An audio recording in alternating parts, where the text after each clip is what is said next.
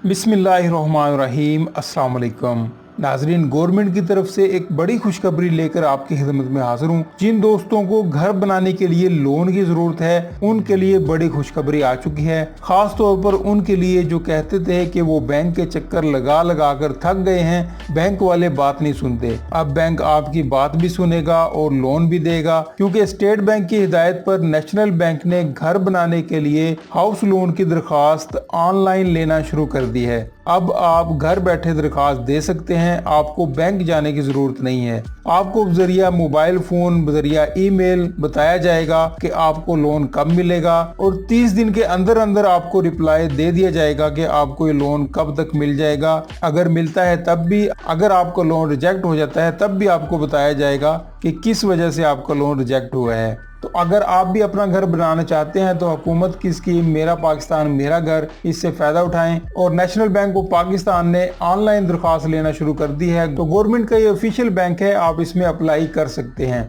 तो नाजरीन, national bank की वेबसाइट आपके सामने है। इस वेबसाइट का लिंक भी मैं आपको डिस्क्रिप्शन में दे दूंगा। अगर आप खुद गूगल में सर्च करके आना चाहें तो आप NBP मेरा पाकिस्तान मेरा घर स्कीम लिखेंगे गूगल में तो ये वेबसाइट आपके सामने आ जाएगी। यहाँ पे आपने प्रोडक्ट एंड सर्विसेज में जाकर मेरा पाकिस्तान मेरा घर स्कीम, इस पे आपने क्लिक करना है। तो ये अप्लाई नाउ पे आपने क्लिक करना है। उसके बाद फिल ऑनलाइन एप्लीकेशन, इस पे आपने क्लिक करना है। तो आपके सामने ये वाला एक फॉर्म ओपन हो जाएगा। बिल्कुल सिंपल सा फॉर्म है।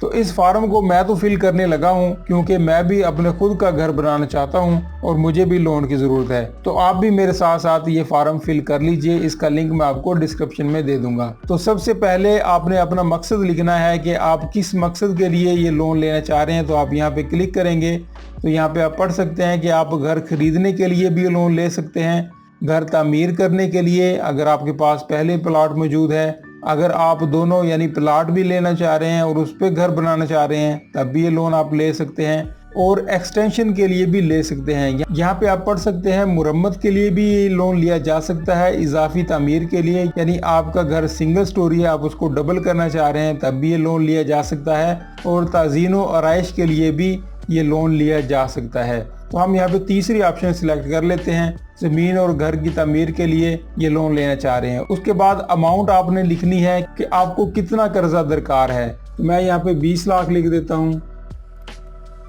उसके बाद आपने अपना नाम लिखना है, जो भी शनाख्ती कार्ड के ऊपर आपका नाम हो। उसके बाद आपने अपना शनाख्ती कार्ड का नंबर लिखना है। उसके बाद तारीख पैदाइश, डेट ऑफ बर्थ आपके शनाख्ती कार्ड पे लिखी होती है, जो नए शनाख्ती कार्ड बन रहे हैं उनके फ्रंट पे ही लिखी होती है। तो आपने उसको यहाँ से सिलेक्ट कर लेना है। उसके बाद आपने जेंडर चूज कर लेना है, आप मर्द हैं खातून हैं तो यहाँ से उसको सिलेक्ट कर लें। उसके बाद शनाख्ती कार्ड की जारी करदा तारीख, जो डेट ऑफ इशू है वो भी शनाख्ती कार्ड के ऊपर ही लिखी होती है, उसको यहाँ से सिलेक्ट कर लें। उसके बाद है शनाख्ती कार्ड की एक्सपायरी डेट, ये भी शनाख्ती कार्ड के ऊपर लिखी होती है।